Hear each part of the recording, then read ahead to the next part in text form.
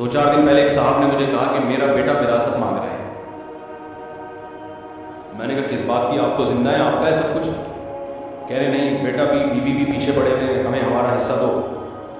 हम, आपको पता है मैं उल्टे मशवरे देने में माहिर आदमी हूँ, उससे मशवरा लेने से पहले सोचा करो।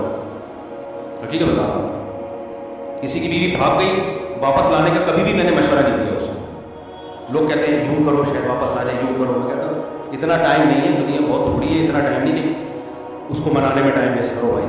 हाँ आपकी गलती है फिर मनाओ, माजरत भी करो।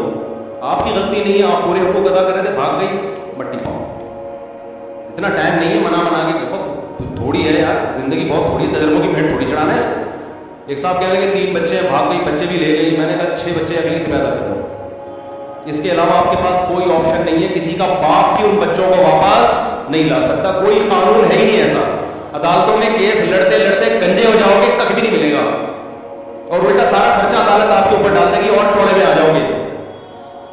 कह रहे बच्चों को कैसे भूलूं? मैंने कहा जो चीज इख्तियार में नहीं है, देखो अब्बा मर जाते कितना रोता है, मैं जब भी वालिदैन का मेरे तस्करा आता है मुझे रोना आता है, लेकिन क्या मैं जिंदा कर सकता हूं उनको? भाई एक हकीकत है। अब क्या है, सब्र के अलावा आपके पास कोई ऑप्शन नहीं है। बच्चा मर जाता है तो थोड़े दिन रो के सब्र करना है ना। तो जो चीज इख्तियार में नहीं है उस पर रोना फजूल हरकत है, टाइम वेस्टिंग है। सब कुछ आपकी मर्जी का दुनिया में नहीं होगा। बीवी भागे, बहुत से लोगों की बीवियां भागेंगी भी, बच्चे भी लेके चाट हो जाएंगे। सब्र, इसके अलावा आपके पास कोई ऑप्शन, या तो आप महल्ले के दादा हो, महल्ले के दादा हो तो एक अलग बात है, या दादा बन जाओ, अगले इलेक्शन में आप खड़े हो जाओ, वजीर आजम बनो, बोले ले आ बच्चे, फिर आएंगे, ठीक है ना, पुलिस में चले जाओ आप। जब आपके पास इख्तियार ही नहीं है, आपके पास पुलिस है तो उनके पास भी है, तो आते लोग रोते हुए बेचारे, मैं उन पर तरस खाता हूँ, अल्लाह उनके सब्र दे, लेकिन उनसे कहता हूँ भाई छोड़ो, टाइम वेस्ट ना करो यार। और वैसे भी जो, और खास तौर पर जो गुर्बत की वजह से भागी है ना, वो तो इस काबिल नहीं है कि उसको लाया। बीवी में और तवाइफ में फर्क ये होता है कि तवाइफा पे पैसे खर्च करो तो खुश रहती है, बीवी पैसे खर्च करो तो भी खुश, और अगर आप गरीब हो गए तो भी गम में आपका साथ। उसको शरीक हयात इसलिए तो कहते हैं, जिंदगी की साथी है, खुशी गम में आपका साथ देगी। ये क्या बात है कि जब पैसा था तो थी, अब पैसे खत्म हो गए तो अब भाग गई, जाओ लानत भेजो यार ऐसी बेवफा। और मर्द तो मर्द है, मर्दानगी होनी चाहिए उसमें। मर्द की क्वालिटी ये है कि कोई उससे मोहब्बत करे तो 10 गुना ज्यादा मोहब्बत करे, लेकिन वहां से पहल होनी चाहिए। पहल कहां से हो? बोलो ना, उधर से हो, उधर से पहल नहीं है, जाओ, हम आदमी हैं, तुम्हारे मोहताज थोड़ी हैं। अल्लाह ताला का जो उसूल है ना, अल्लाह कहते हैं पहले तुम मोहब्बत करो फिर मैं मोहब्बत करूंगा। तुम एक बालिश आओगे तो मैं चल कर आऊंगा, तुम चल कर आओगे तो मैं दौड़ कर आऊंगा। आना पहल तुमने करनी है, मैं नहीं घसीट के लाऊंगा तुम्हें, क्योंकि वो गैरत वाला है, कहेगा तुम मेरे मोहताज हो, मैं थोड़ी हूं। तो हम उल्टे उल्टे मशवरे देने में माहिर हैं। औरतों को भी इसे टेढ़े मेढ़े मशवरे देता हूं। औरतें कहती हैं शौहर नान नफका नहीं उठा रहा, एक धेला नहीं देता, मोहब्बत की बातें बहुत करता है। मैंने लानत भेजो ऐसी मोहब्बत का, भाई क्या करना है ऐसी मोहब्बत का? एक खातून ने कहा मेरा शौहर मेरे साथ बहुत सिंसियर है। मैंने कहा शायद रोजाना पिज़्ज़े खिलाता होगा, कि नहीं खर्चा एक पाई नहीं देता। वो बातें कर करके ना उसको राम किया हुआ था उसने बेवकूफ औरत थी बेचारी, हमसे रब्ता हो गया। मैंने कहा एक नंबर का बेशर्म, या तो हो ही नहीं, वसाइल नहीं है, बेरोजगार हो गया, पैसे हैं क्यों नहीं दे रहा। खाम हमें उल्टी उल्टी बातें ना अच्छी लगती है ना सुनने का मीटर शार्ट होता है। तो वो बेटा बाप से क्या मांग रहा है? हिस्सा। और बेगम भी मांग रही है, बूढ़ा हो गया ना, छोड़ लिया उसको, जॉबलेस भी हो गया, वो जो अय्याशियां कराई थी, गाड़ियां भी, इतना मालदार आदमी, सब कुछ दे दिया, आप दौलत पे नजर। मैंने कहा कि पहली फुर्सत उल्टे मशवरे, पहली फुर्सत में इस घर को बेचो, सारी दौलत लेके इस्लामाबाद शिफ्ट हो जाओ। सही है, सारी दौलत लेके। कह रहे यार वो बेटा, वो, मैंने कहा ऐसे नालायक बेटे का क्या करना है यार, जो बुढ़ापे में बाप को खुशी देने के बजाय, बेटा तो वो होता है जो कहे अब्बा ये भी आपका और मैं जो कमाऊंगा वो भी आपका।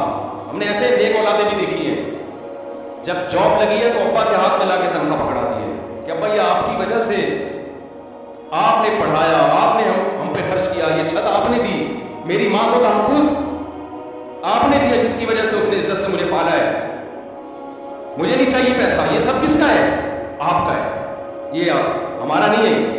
ہمارے شیخ حضرت مفتی رشید احمد صاحب کے والد نے زندگی میں وراثت تقسیم کر دی، اور بہت بڑی وراثت تھی، بہت لینڈ لارڈ تھے، بڑے مالدار تھے، سارے بیٹوں کو پلاٹ دے دیے، جاگیریں دے دی، زندگی میں تقسیم کر دی کہ بھئی میں آرام سے دنیا سے جاؤں. 70-80 سال ان کی عمر تھی، اتفاق سے انہوں نے ایک اور نکاح کر لیا 80 سال کی عمر میں. بولو بھائی، ایک اور نکاح کر لیا. اللہ کی قدرت اس سے اولاد پیدا ہو گئی، بیٹا ہو گیا اس سے. تو اب ان کو خیال آیا کہ اس بیچارے کا تو کچھ بچا ہی نہیں ہے، تو سب تو میں بانٹ چکا ہوں. سب بیٹوں کو بیٹیوں کو بلایا کہ بھئی دیکھو میں دوبارہ سے تقسیم کرنا چاہتا ہوں، جس کو میں نے ہینڈ اوور کیا ہے اپنی خوشی سے مجھے جو واپس کرنا چاہے.